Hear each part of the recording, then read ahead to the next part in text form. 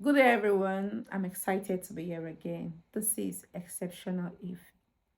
Today, we're talking about an interesting topic, which is how to write a good supporting information for NHS application. If this is what will interest you, kindly sit back, relax, while I give you the steps on how you can write a good supporting information. If you're really interested in working with the NHS, you should be interested on how to get a good or how to write a good supporting information. To give you the steps on how you can achieve this.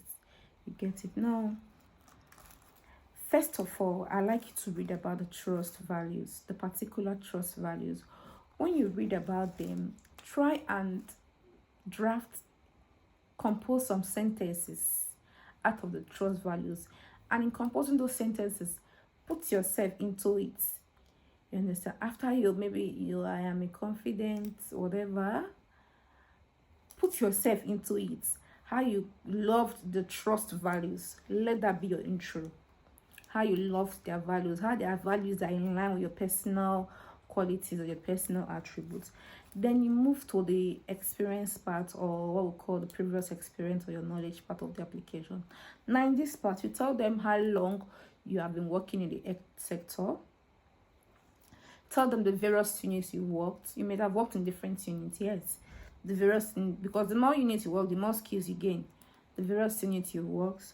You can also tell them the various clinical skills you have gotten over time while working in those places, and how you can bring those roles to your current role. Now you move to where they say skills and knowledge. This part is very important. It's topping up your game, because every of the skill you give, I bet you try and write or try and give a scenario based example of every of the skill. Now let's go back to the job, the person's specification given out by the particular trust or by the particular job. You see how they wrote skills and knowledge or something like that. You see those things. Some of them they won't tell you demonstrate. So when they tell you demonstrate, you just know that you have to explain. So and me, I don't buy the idea of explaining for only the ones that say demonstrate. I put it that explain for everything, if not for 100%, at least for 90.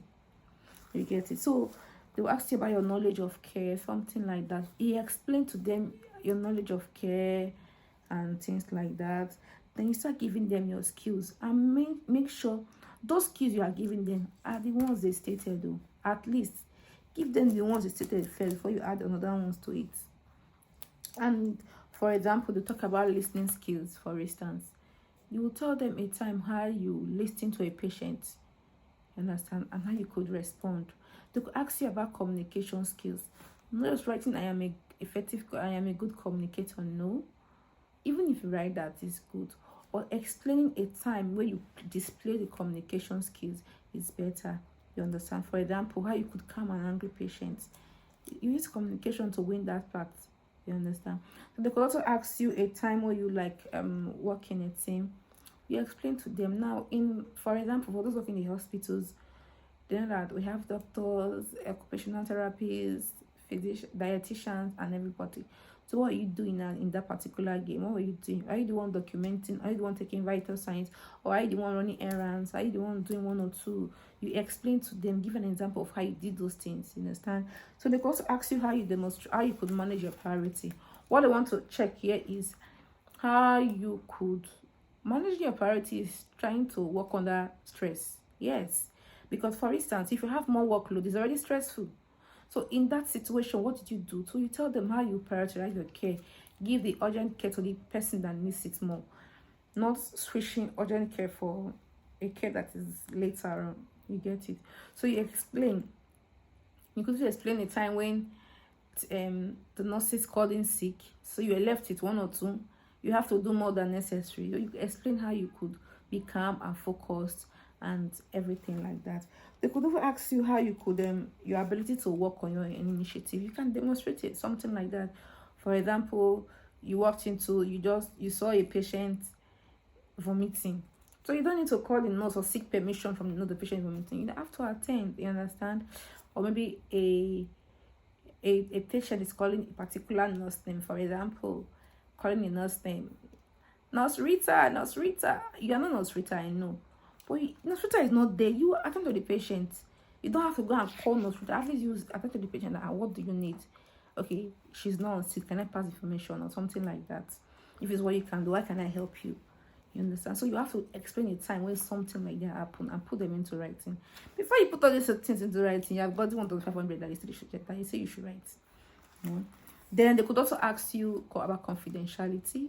You explain to them confidentiality and give them examples how you're being confidential. For example, how you don't discuss client matters outside, like to third party. How you don't give clients information over telephone. How you even keep client documents. You understand? Clients, their case files and all that. How you even keep them safe from other people.